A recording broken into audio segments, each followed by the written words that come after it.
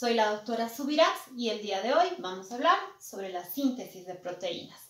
El producto final de la expresión de un gen constituye una proteína y las proteínas van a formar gran parte de los componentes del organismo humano y sus catalizadores o enzimas. Es por eso que es muy importante llegar a comprender este proceso. En la síntesis de proteínas estudiamos 3 pasos. Número 1, la replicación. Número 2, la transcripción. Y finalmente, la traducción. Vamos a iniciar hablando del proceso de replicación. En el proceso de replicación les voy a explicar cómo estas 4 principales enzimas interactúan para que durante la fase S del ciclo celular, que es donde se realiza justamente la replicación del DNA, a partir de esta doble hélice se obtenga una copia exactamente igual a este material genético. Empecemos. La primera enzima que va a interactuar sobre esta doble hélice en el proceso de replicación se denomina helicasa. La helicasa es aquella enzima que se va a encargar de desenrollar la doble hélice. Es como si estos puentes de hidrógeno que se encuentran justamente a nivel de la doble hélice, gracias a la helicasa, se rompen. De tal manera que esta doble hélice y sus propios nucleótidos se encuentran libres para poder interactuar con los nucleótidos del medio ambiente. Número 2, tenemos la topoisomerasa. La topoisomerasa lo que va a hacer es impedir que estos puentes entre la doble hélice vuelvan a formarse. Número 3, vamos a tener a la enzima DNA polimerasa. La ''enzima DNA polimerasa se va a encargar de sintetizar este DNA, pero desde una dirección de 5' a 3', de tal manera que la hebra original va a pasar a denominarse hebra conductora y la hebra a partir del cual se está originando la copia se va a pasar a denominar hebra replicada. Esta hebra replicada inicialmente va a estar formada por 100 a 200 nucleótidos. A esto es lo que se conoce como fragmentos de Okazaki. Posteriormente, estos fragmentos de Okazaki deben unirse entre sí. Como la replicación del DNA, y estos fragmentos de Okazaki, me olvidaba mencionarles la siguiente enzima, se unen justamente a partir de lo que es la ligasa.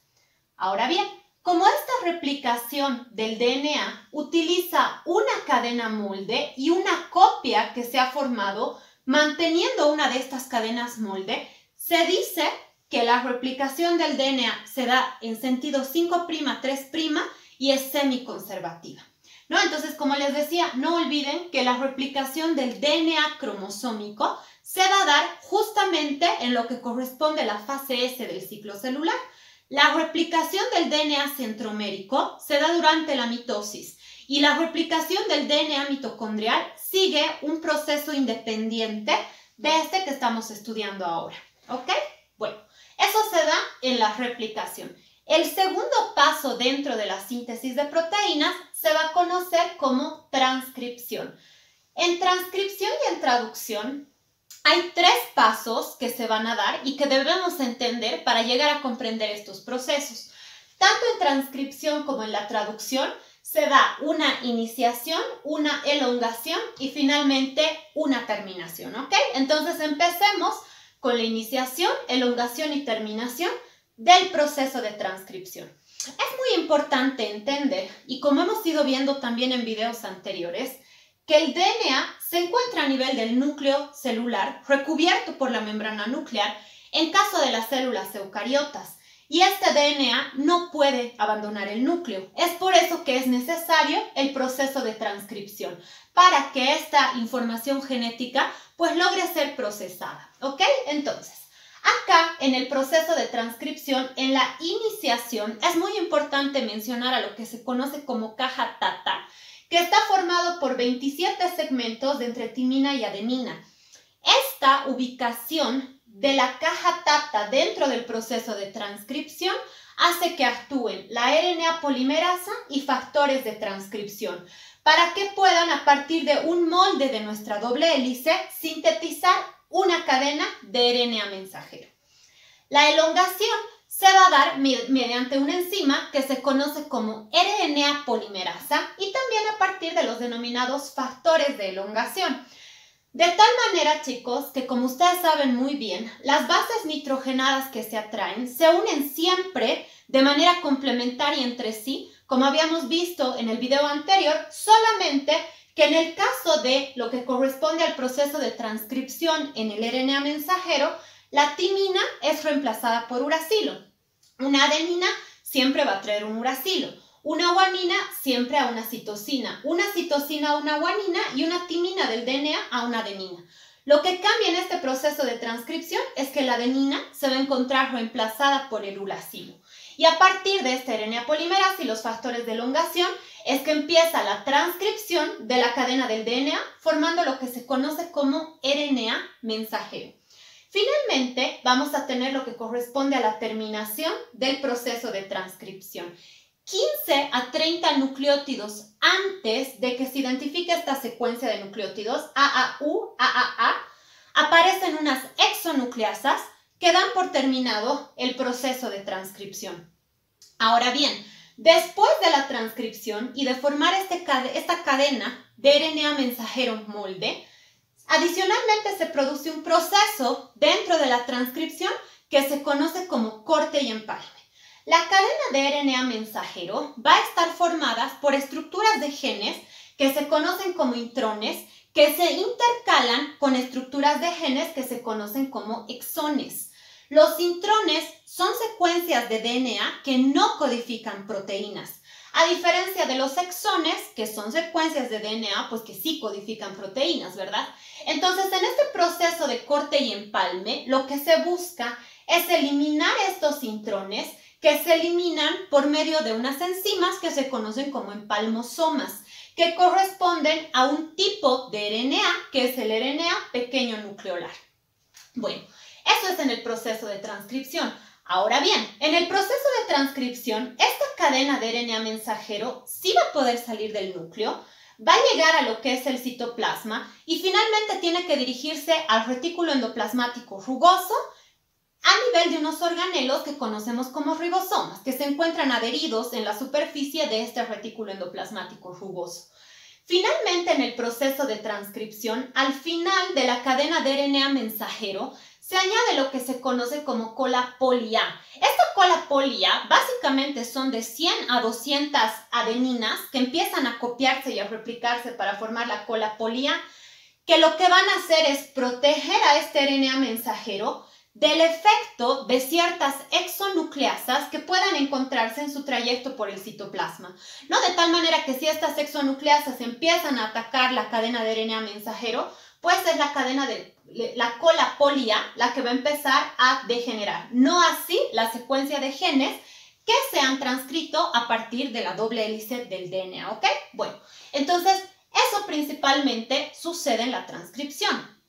El último paso de la síntesis de proteínas se conoce como traducción. Les decía que tanto transcripción como traducción tienen una iniciación, una elongación y una terminación. El proceso de traducción se va a dar dentro de los ribosomas del retículo endoplasmático rugoso de la siguiente manera.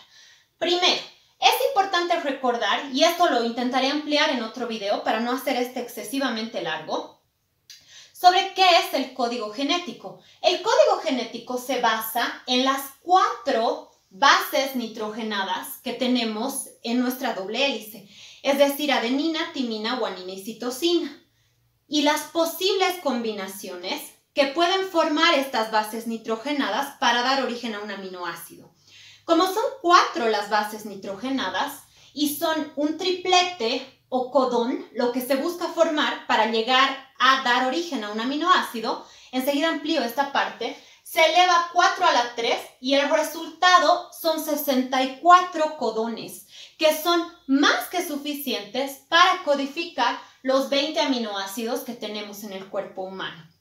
Entonces, partiendo de este concepto de lo que es código genético, pues sí podemos hablar de lo que es la transcripción. La iniciación de la transcripción va a identificar un aminoácido que se conoce como metionina, ¿no? Que tiene las 3 bases nitrogenadas, adenina, uracilo, guanina. Entonces se identifica esta metionina y el proceso de transcripción puede iniciar. La elongación se va a dar de la siguiente manera. Acá tenemos esquematizada la cadena de RNA mensajero resultante de la transcripción. Entonces, en el proceso de traducción, 3 nucleótidos en la cadena del RNA mensajero, estos 3, van a formar lo que se conoce como codón.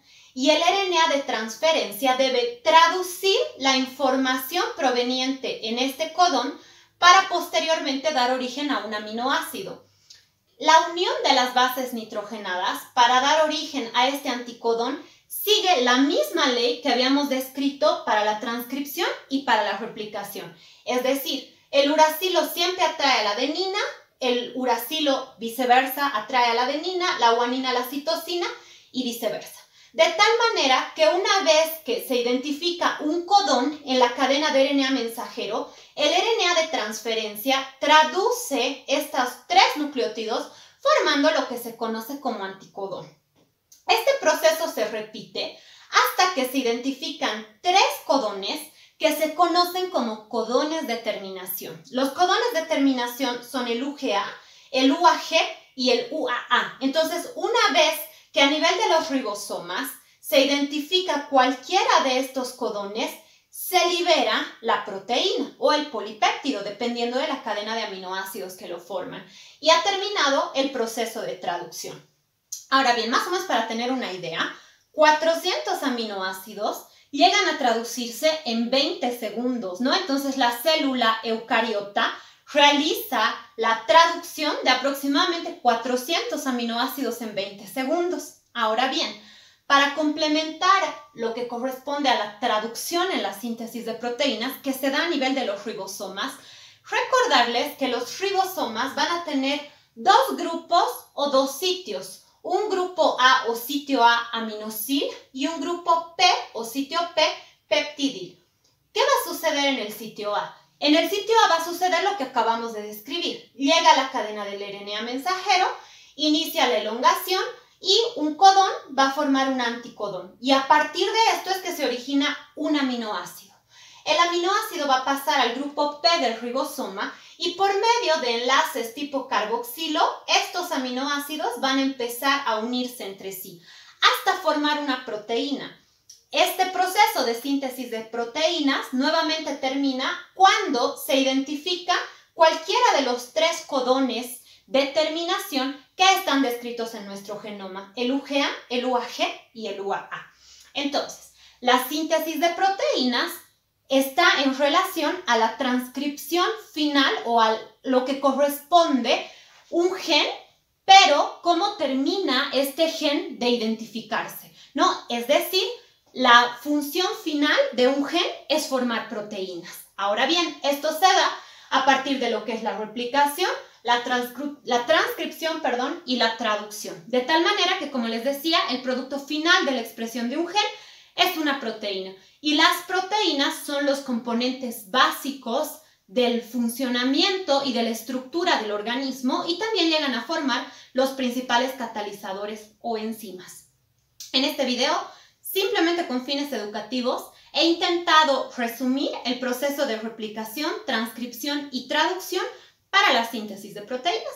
Si tienes alguna duda, nos la dejas en los comentarios. Gracias y hasta la próxima.